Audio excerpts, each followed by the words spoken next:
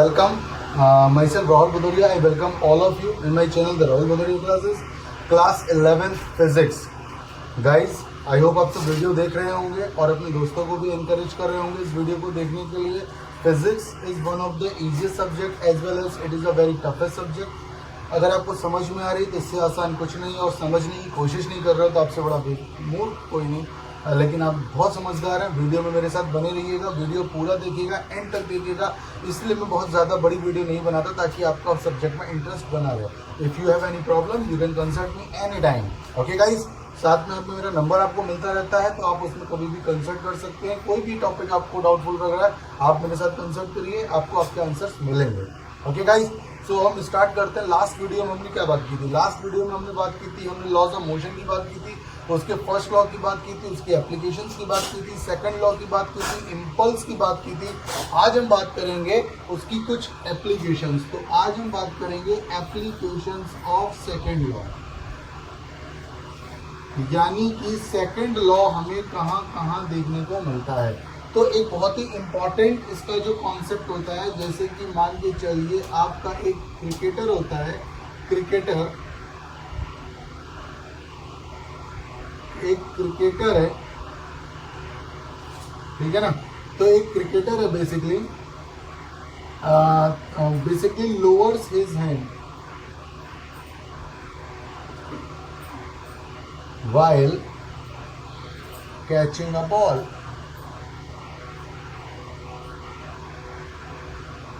एक cricket ball को catch करते टाइम पर वो अपने हाथ को लोअर करता है, यानी कि पीछे लाता है. और वो ऐसा क्यों करता है अभी मैं डिस्कस करता हूं उसके साथ. एक दूसरा आ जाएगा, when a person falls from certain height.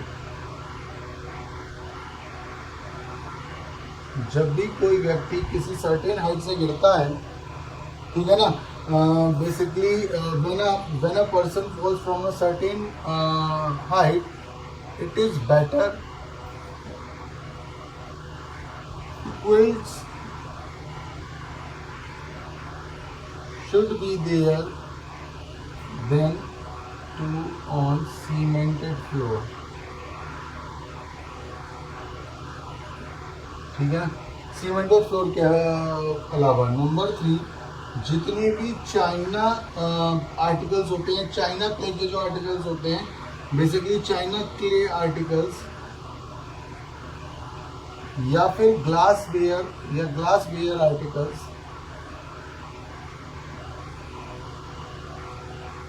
Are packed with extra paper. ठीक है, इनको एक्स्ट्रा पेपर के साथ पैक किया जाता है. या फिर हम ये बोल सकते हैं bogies of train are provided with buffers. या नंबर 4 में आप लिख सकते हो cars, bikes are provided shoppers. ऐसे बहुत सारे एग्जांपल्स हैं जो इसको रिप्रेजेंट करते हैं. क्या है, जल्दी से हम बात करते हैं. What is the second law? Second law आपको डिनोट करता था, कल लास्ट वीडियो में आपने बात की थी. What is the second law? Second law denote करता है the rate of change of momentum.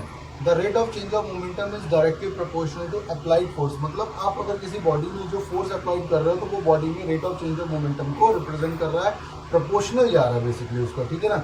तो होता क्या है, और बेसिकली क्या होता है इसमें मोमेंटम के चेंज होने की रेट है. तो बेसिकली मोमेंटम जितनी तेजी से चेंज हो रहा है आपका इम्पैक्ट ऑफ फोर्स उतना ज़्यादा बन रहा है, इम्पल्स उतनी तेजी से बदल रहा है. आप ये कह सकते हो जैसे कि क्रिकेटर है, एक क्रिकेटर मान के चलिए आप सबने हमने सबने क्रिकेट खेला होगा कभी ना कभी. जब भी हम कैच को पकड़ते हैं, जब भी गेंद हमारी तरफ आती है, लाइक सपोज बॉल आ रही है, अपने हाथ को लोअर करते हैं, हम अपने हाथ को पीछे लेकर आते हैं बॉल के साथ, है ना. वी ब्रिंग आवर हाथ back lower down to for यानी कि when while catching the ball, हम बॉल को कैच करते टाइम पर अपने हाथ को लोअर करते हैं. ऐसा इसलिए करते हैं बेटा क्योंकि जब हम अपने हाथ को हैंड्स को लोअर करते हैं basically we are giving some time है ना, to ball to get its momentum zero, यानी कि उसका मोमेंटम जो बॉल जितनी तेजी से हमारी तरफ आ रही थी, हमने अपना हाथ डाला और हाथ को पीछे किया, तो बेसिकली हम क्या कर रहे हैं, बॉल को कुछ टाइम दे रहे हैं, हम बॉल को कुछ टाइम दे रहे हैं जिससे वो बॉल टाइम ले रही है अपने मोमेंटम को जीरो होने के लिए। अगर मोमेंटम सडनली जीरो हो जाएगा तो वो बेसिकली हमारे हाथ में एनर्जी सप्लाई करेगा और हमारे हाथ में चोट लग सकती है। बताइए समझ में? तो हम उसको टाइम दे रहे हैं कि उसका जो मोमेंटम है वो जीरो हो रहा है, तो it take some time to get zero. तो ये भी आपके इम्पल्स इम्पैक्ट के लिए हम टाइम प्रोवाइड कराने की कोशिश कर रहे हैं।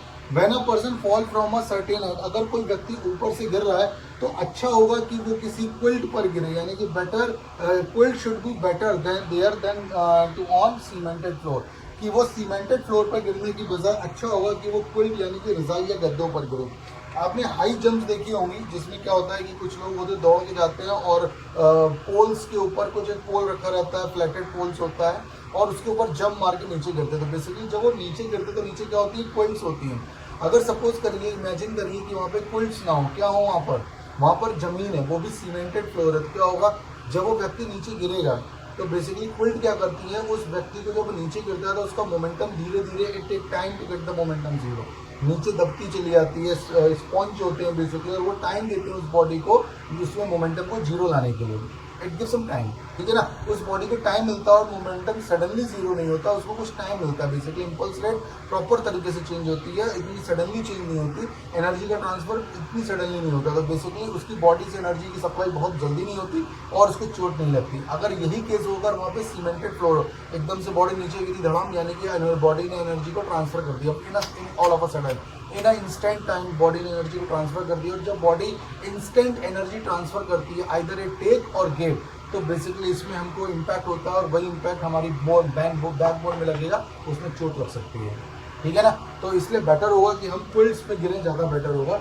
चाइना क्ले यानी कि चीनी मिट्टी के बर्तन, ग्लास के बर्तन जितने भी होते हैं, जब उनको पैक किया जाता है तो किसमें पैक किया जाता है, एक्स्ट्रा पेपर के साथ या स्ट्रॉ यानी कि सूखे तिनके वगैरह होते हैं कागज के, उनके साथ, या फिर कुछ एक्स्ट्रा मतलब कि जिससे वो सॉफ्टी चीज़ों के साथ। क्या होता है बेसिकली, अगर वो गिरते हैं तो ये उसको शॉक एब्जॉर्ब कर लेते हैं और वो टूटने से बचा लेते हैं। बेसिकली अगेन अगर वो गिर रहे हैं तो सडनली उनका मोमेंटम जीरो नहीं आने दिया जाता, ठीक है ना। तो ये एक रीज़न हो जाता है। और कार्स और बाइक्स में प्रोवाइड किए थे शॉकर्स। शॉकर्स आपकी बाइक में होते हैं, बेसिकली जैसे धक्का आया तो बेसिकली दबते हैं और फिर रिलीज होते हैं एकदम से, वो आपकी बैकबोन पे यानी कि बैक पे सडनली वो शॉक जो आपको रियलाइज नहीं होता, वो शॉक को धीरे से एब्जॉर्ब करते हैं और देन रिलीज करते हैं। तो आपकी जो बैकबोन होती है तो वो बेसिकली इस शॉक के लिए थोड़ा सा कहने का मतलब उसका इफेक्ट कम होता है और हम प्रॉपर अपनी काम को करते रहते हैं। बेसिकली तो these are very good thing for us, तो ये हमारे लिए काफ़ी अच्छी चीज़ें होती हैं। दिस इज एप्लीकेशन है सेकंड लॉ की, और भी इससे रिलेटेड कई सारी चीज़ें होती हैं, ठीक है ना। चलिए, तो इसी में एक और होता है, जैसे सपोज एक एथलीट है, एथलीट एक रनिंग कर रहा है और सपोज जब उसकी रनिंग कंप्लीट हो जाती है, जो मैं बोल रहा हूँ उसको सुनिएगा, एथलीट है, एक रनर है, और जब उसकी रनिंग कंप्लीट हो जाती है तो उसको ऐसा एडवाइस किया जाता है कि बेटा आप एकदम से मत रुक जाओ, ठीक है ना, आप थोड़ा थोड़ा धीमे धीमे करके रखो, क्योंकि आप अगर एकदम से रुक जाओगे तो आपका जो मोमेंटम था वो सडनली जीरो हो जाएगा, जिससे वो एनर्जी आपकी बॉडी से रिलीज होगी, जो that is not good. At a suddenly कि आपका मोमेंटम जीरो हो रहा है तो वो थोड़ा सही नहीं है। तो बेसिकली वो धीरे धीरे अपने बॉडी को क्या करता है, स्लो डाउन करता है, और जो मोमेंटम चेंज होता है उसमें टाइम लगता है, जिससे उसकी बॉडी पर उसका एंटी इफेक्ट नहीं हो पाता। तो there are some logics, there are some reasons. तो ये था हमारे पास न्यूटन का सेकंड लॉ जो हमने कल किया था, और आज हमने कुछ उसकी एप्लीकेशन करी है। आज हम बहुत इंपॉर्टेंट बात करने वाले हैं, आज हम करने वाले हैं Newton's third law of motion. Newton's third law of motion यानी कि न्यूटन का थर्ड लॉ। ये बहुत ही फेमस लॉ है जिसको हम बोलते हैं action equals to reaction. Action equals to reaction यानी कि ये एक यूनिवर्सल लॉ है। यूनिवर्सल लॉ का मतलब होता है पूरे ब्रह्मांड में इसको ट्रू पाया गया है, पूरे यूनिवर्स में इसको ट्रू पाया गया है। इसका मतलब every action has an equal and opposite reaction. एक और लाइन इससे ले सकते हैं, every action has an equal and opposite reaction. Equal and opposite reaction यानी कि हर एक्शन की बराबर और विपरीत प्रतिक्रिया होती है। Every action has an equal and opposite reaction. Every action has an equal and opposite reaction, her action की बराबर और विपरीत प्रतिक्रिया होती है। यानी कि अगर हम कुछ फोर्स लगाते हैं किसी भी बॉडी पर तो वो बॉडी भी उतना ही फोर्स अपोजिट डायरेक्शन में हम पर लगाती है। एग्जाम्पल, लाइक सपोज आप ताकत लगाओ दीवार पर, आप एक्सपीरियंस करोगे आपने फोर्स लगाया दीवार पर, दीवार तो कहीं गई नहीं, लेकिन आपको अपने हाथों पे एक रिटर्न जर्क भी एक्सपीरियंस होता है, एक रिटर्न झटका, एक रिटर्न जर्क एक्सपीरियंस होता है। मतलब ये कह सकते हैं कि if we are applying force on the wall, wall is also applying force on us. तो बेसिकली क्या हुआ यहाँ पर, ये आपको रिटर्न आपको फोर्स एक्सपीरियंस हो रहा है वहाँ पर, ठीक है ना। तो एक्शन का रिएक्शन मिल रहा है। Every action has an equal and opposite reaction, every action has an equal and opposite reaction, हर क्रिया की एक बराबर और विपरीत प्रतिक्रिया होती है। ये यूनिवर्सल लॉ है। आपने एक बॉल पकड़ो, बॉल को दीवार में मारो तो वो बॉल दीवार पर टकराएगी, वो एक्शन था, और टकराकर वापस आप तक आएगी, ये दीवार की तरफ से आपके ऊपर होने वाला रिएक्शन है, ठीक है। तो every action has an equal and opposite reaction, तो ये एक यूनिवर्सल लॉ है क्योंकि पूरे ब्रह्मांड में ट्रू पाया गया है। ये काम करता है लॉ ऑफ कंजर्वेशन, याद रखिएगा ये काम किस पे करता है, law of conservation of linear momentum. ये कंजर्वेशन ऑफ लीनियर मोमेंटम के लॉ पर काम करता है। ये काम किस पे करता है, ये काम करता है law of conservation of linear momentum. किस पे काम करता है, law of conservation of linear momentum पे काम करता है। यानी कि लीनियर मोमेंटम का कंजर्वेशन होता है, लीनियर मोमेंटम के कंजर्वेशन पे काम करता है। इसको जरा हम वेरीफाई कर लेते हैं जल्दी से, क्या होता है ये वेरीफाई कर लेते हैं। देखिएगा जैसे कि क्या रहा है, यहाँ पर एक बॉडी ए थी और यहाँ पर एक बॉडी बी थी, तो यहाँ पर फोर्स ए से बी पर लग रहा है तो इसको बोलेंगे एफ बी ए। तो बी भी ए पर सेम फोर्स लगाएगी एफ ए बी, लेकिन इन अपोजिट डायरेक्शन में। तो हम कह सकते हैं एफ बी ए जो होगा वो एफ ए बी का अपोजिट होगा।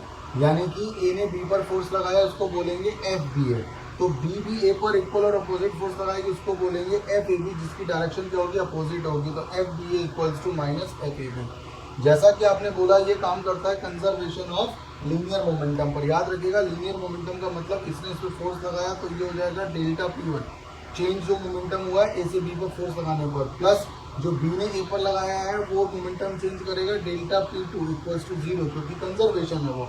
इसको ट्रांसफर करेंगे delta P one equals to minus delta P two, both side divide कर देंगे डेल्टा टी का, तो ये बन जाएगा delta P one upon delta T minus delta P two upon delta T. मैं इसको रब कर देता हूँ।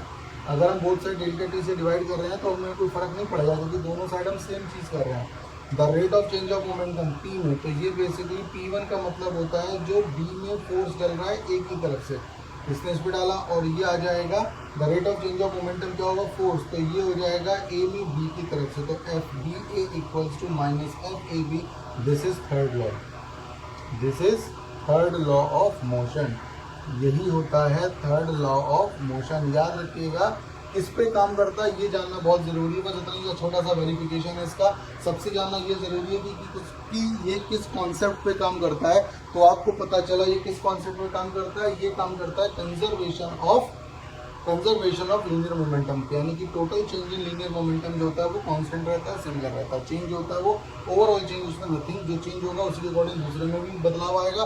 तो ओवरऑल जो कंजर्वेशन मिलता है किसमें, चेंज इन मोमेंटम में। यानी कि delta P one plus delta P two equals to zero, ये हो जाएगा कंजर्वेशन ऑफ लीनियर मोमेंटम, ठीक है ना। कंजर्वेशन ऑफ लीनियर मोमेंटम का ये काम करेगा। F A B equals to minus F B A आपके लिए ये काम करता है, ठीक है ना।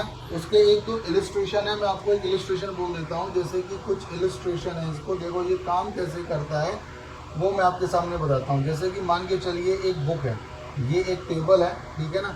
टेबल पे एक बुक रखी है, बुक नॉर्मल स्टेज में है, यहाँ में कि इसका जो वेट फोर्स एम जी नीचे की तरफ लग रहा है, उसी का रिएक्शन ऊपर की तरफ लग रहा है। बिकॉज बुक में कोई मोशन नहीं है तो आर इक्वल्स टू उस केस में क्या हो रहा है, M G. Every action has an equal and opposite reaction, every action has an equal and opposite reaction. तो एक तो इलिस्ट्रेशन नंबर वन ये मिल जाता है। इलिस्ट्रेशन नंबर टू में आपको क्या मिल जाती है, वॉक, यानी कि वॉकिंग, रनिंग, जंपिंग, ये सब मिल जाते हैं। वॉकिंग क्या होती है बेटा, अगर आपको देखो वॉक करने के लिए भगवान ने आपको दो पैर दिए हैं, हम सबको दो पैर दिए हैं। आप थोड़ा ध्यान से देखिएगा दो हम चलते कैसे हैं, just identify the pattern, just have a look on the pattern by which we run, we move, we jump actually. हम चलते कैसे, हम ये चलते, दो पैर दिए भगवान ने, अगर एक पैर हमारा जैसे कि आगे जा रहा है, फ्रंट ये आगे जा रहा है तो ये पीछे आ रहा है, अगर ये वाला पैर एक्शन दे रहा है बेसिकली, अगर ये आगे जा रहा है तो ये पीछे आ रहा है, फिर जब ये आगे आएगा तो ये पीछे जाएगा, देखिएगा ये इसी तरीके से चलते रहते हैं, ठीक है ना। तो अगर एक आगे आ रहा है तो एक पीछे जा रहा है, मतलब अगर एक एक्शन कर रहा है तो एक रिएक्शन दे रहा है, every action is an equal and opposite reaction. तो बेसिकली एक एक्शन की वजह से एक रिएक्शन मिलती है जो हमें आगे बढ़ाने में हेल्प करती है, यही रनिंग है, यही जंपिंग है, ठीक है ना। इवन जेट प्लेन में भी ऐसे ही होता है। जेट प्लेन का मतलब होता है कि जब भी कोई एयरप्लेन या एयरक्राफ्ट बहुत तेज़ी से जाता है तो बेसिकली इसके नीचे आग लगी होती है और बहुत तेज़ी से वो धुआं छोड़ता है। तो बेसिकली जितनी तेज़ी से वो धुआं छोड़ रहा है या एक्शन दे रहा है उतनी तेज़ी से रिएक्शन करके वो ऊपर उठ रहा है। समझ में आ रहा है। अभी हम बात कर रहे हैं, अभी फिलहाल तो ये सब सिलेबस का पार्ट रह नहीं गया है, ठीक है ना। तो ये सब एग्जाम्पल्स होते हैं आपके थर्ड लॉ ऑफ मोशन के, ठीक है। तो यहाँ पर आपका थर्ड लॉ ऑफ मोशन है, इससे रिलेटेड एक प्रॉब्लम मैं आपके साथ जरूर आज डिस्कस करना चाहूँगा। थर्ड लॉ ऑफ मोशन से रिलेटेड है हॉर्स एंड कार्ट प्रॉब्लम।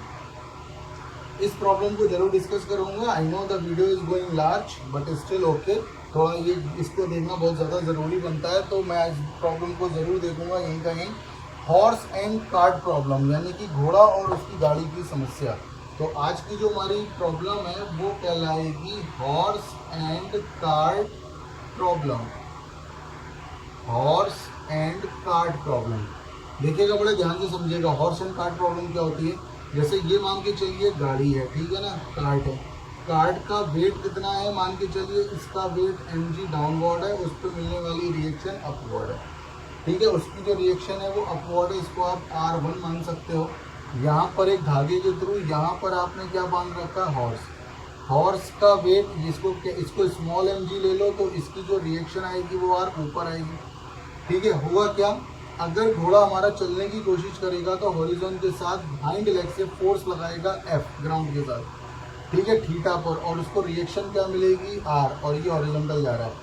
जब भी कोई रिएक्शन आपकी, कहने का मतलब इसको इसकी रिएक्शन मिलेगी R, जब भी कोई रिएक्शन इसको R डैश मान लो आप, क्योंकि फोर्स के अकॉर्डिंग रिएक्शन मिलेगा, तो वो अपने कंपोनेंट में ब्रेक हो जाएगा। ये देखिएगा, ये बेसिकली हॉरिजॉन्टल के साथ, तो ये इसका थीटा बनेगा, तो यहाँ बनेगा R dash cos theta horizontal component, और ऊपर की तरफ जाएगा RS साइन थीटा, जहाँ पर R डैश साइन थीटा जो होगा ये तो वेरीफाई कर देगा किसको, उसके वेट को, ठीक है ना। तो ये किसी काम का नहीं है, तो केवल ये R डैश कॉस थीटा जो होगा, R डैश कॉस थीटा, ये आपको will able to move the cart, will able to move the cart, यही केवल चलाएगा। लेकिन उसकी भी सिचुएशन ये है कि ये जब चलाना शुरू करेगा तो इधर क्या लगना शुरू करेगा, फ्रिक्शन। तो यहाँ पर R dash cos theta should be greater than friction force. ये तभी गाड़ी चलेगी जब ये R डैश कॉस थीटा क्या होगा, फ्रिक्शन फोर्स से ज़्यादा होगा। मतलब क्या था, बहुत ध्यान से सुनिएगा। जैसे कि पहले आपका कार्ट है, कार्ट का वेट mg डाउनवर्ड है, इसका रिएक्शन R1 ऊपर की तरफ लग रहा है, ये प्रॉपर आपका बैलेंस है, नो मोशन एट ऑल। यहाँ पर एक घोड़ा भाई है जिसका वेट mg है, स्मॉल mg, और रिएक्शन उसके ऊपर की तरफ है, वो भी अपना बैलेंस है। व्हेनेवर जब भी कभी घोड़ा चलने की कोशिश करेगा वो अपने पिछले पैर से क्या डालेगा, ग्राउंड के साथ एंगल बनाएगा थीटा पर, थीटा एंगल पर बिहाइंड बैक लेग से क्या डालेगा, फोर्स डालेगा, ठीक है ना, बैक फोर्स डालेगा, जिसका रिएक्शन उसको R डैश मिलेगा, और ये R डैश किस पर मिल रहा है, हॉरिजॉन्टल के साथ थीटा एंगल पर। तो जब भी कोई रिएक्शन या फोर्स आपकी किसी एंगल पे काम करती है तो वो अपने कंपोनेंट में ब्रेक होती है, रेक्टेंगुलर कंपोनेंट्स में। यहाँ पर उसका हॉरिजॉन्टल कंपोनेंट बनेगा R डैश कॉस थीटा, और वर्टिकल कंपोनेंट बनेगा R डैश साइन थीटा। ये R dash sine theta balance हो जाएगा mg से, यानी कि वेट ऑफ द बॉडी से, हॉर्स के वेट से, और गाड़ी को, यानी कि ये जो होगा ये इसको आगे बढ़ाने की कोशिश करेगा R डैश कॉस थीटा, और पूरे गाड़ी को यही खींचेगा। तो गाड़ी चलेगी किसके through, R dash cos theta के थ्रू। लेकिन जैसे ही गाड़ी मोशन में आना शुरू होगी, इस पर पीछे की तरफ क्या लगना शुरू हो जाएगा, फ्रिक्शन। तो गाड़ी को चलाने के लिए, हॉर्स एंड कार्ट प्रॉब्लम को सॉल्व करने के लिए जो फोर्स घोड़ा बैक साइड पे लगाएगा उसका reaction R dash cos theta बड़ा होना चाहिए, हॉरिजॉन्टल कंपोनेंट बड़ा होना चाहिए R dash cos theta friction force से। अगर वो फ्रिक्शन फोर्स से बड़ा होगा तो गाड़ी हमेशा डेफिनेटली ट्रेवल करेगी, अदरवाइज वो ट्रेवल नहीं करेगी। तो इस तरीके से आपका एक इसका रिजल्ट डेवलप होता है, हॉर्स एंड कार्ट प्रॉब्लम। ये थर्ड लॉ का एक एप्लीकेशन है। यहाँ पर एक्शन और रिएक्शन लग रहा है, देखिए एक्शन और रिएक्शन लग रहा है। So this law is very important. कल हम इसके और इम्पोर्टेंटली बात करेंगे। Till then guys please video को पूरा देखिए, लाइक एंड शेयर करिए चैनल को और अपने दोस्तों को भी बताइए। पढ़ाई को बहुत सीरियसली लीजिए। कोई डाउट आ रहा है 11 से रिलेटेड तो प्लीज कंसल्ट मी, है ना। Watch my video completely, contact with me if you have any doubt related to any point. Okay so guys till then goodbye, see you, शब्बा खैर। कल मिलते हैं कल की नेक्स्ट वीडियो में नए टॉपिक के साथ। Bye bye.